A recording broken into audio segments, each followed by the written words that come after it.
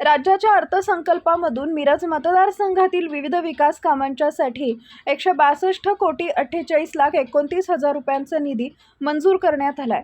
आमदार डॉक्टर सुरेशभाऊ खाडे यांनी ही माहिती दिली आहे। मिरजमध्ये आमदार सुरेशभाऊ खाडे हे प्रसार माध्यमांशी बोलत होते।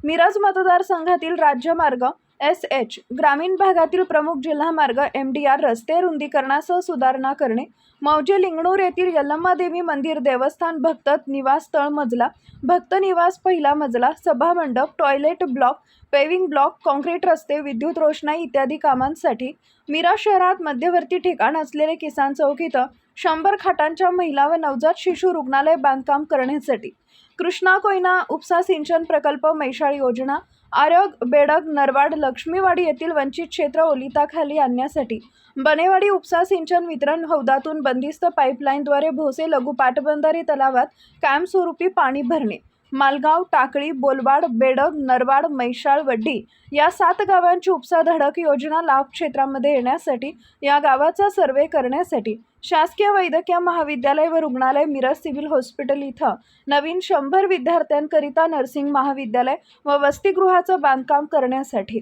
नागरी दलितर योजनेमधून मिरज शहर प्रभाग क्रमांक 3 मधील रस्ता हॉटमिक्स डांबरीकरण करणे, मिरज MIDC हॉटमिक्स रस्ता करण्यासाठी निधी मंजूर करण्यात आला आहे।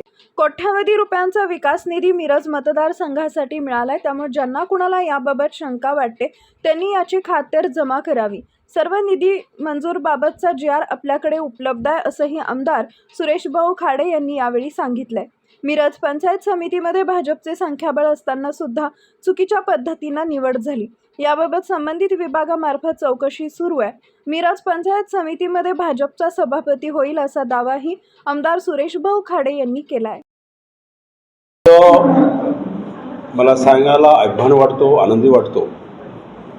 जगाच्या पाठीवर एवढं युद्धाचं थैमान घातलेलं आहे आणि थैमान घातल्यानंतर काहीतरी देशावर आपला परिणाम होईल असे म्हणणारे काही व्यक्ती डिझेल मागेल, महागाई वाढेल किंवा लॉकडाऊन होईल, हे होईल, ते होईल, ते होईल। पण मी आज अभिमानाने सांगतो, आपले देशाचे पंतप्रधान मोदी साहेब यांचं कौशल्य त्यांनी वापरलं आणि आखाती देशातून पण ऑइल आणि गॅस ह्याचे टँकर आपल्या देशात कसे येतील ह्याचा प्रयत्न त्यांनी केला आणि त्याला यश आलं। आज कोरड्याचे टँकर आले, गॅसचे टँकर आले। त्यामुळं मी सांगू इच्छितो की देशामध्ये कुठेही गॅस आणि डिझेल पेट्रोलची कमतरता भासणार नाही। त्यामुळं जनतेने कुठल्याही अफवावर बळी पडू नये। मी माझ्या वतीनं, माझ्या तालुक्याच्या वतीनं, माझ्या जिल्ह्याच्या वतीनं आणि महाराष्ट्राच्या वतीनं मी आपले पंतप्रधान नरेंद्र मोदी साहेबांचं मी आभार मानतो, त्यांना मी धन्यवाद देतो।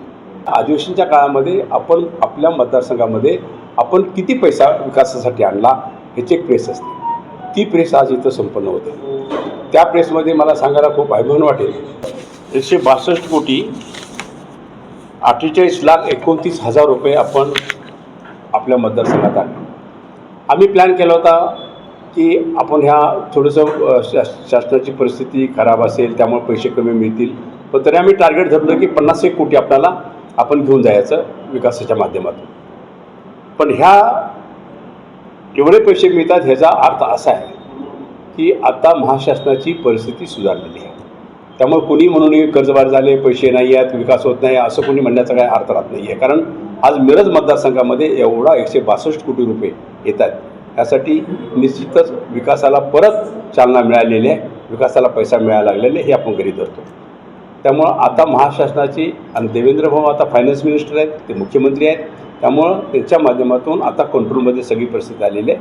त्यामुळे विकास थांबणार नाही आणि महाराष्ट्र कुठं थांबणार नाही।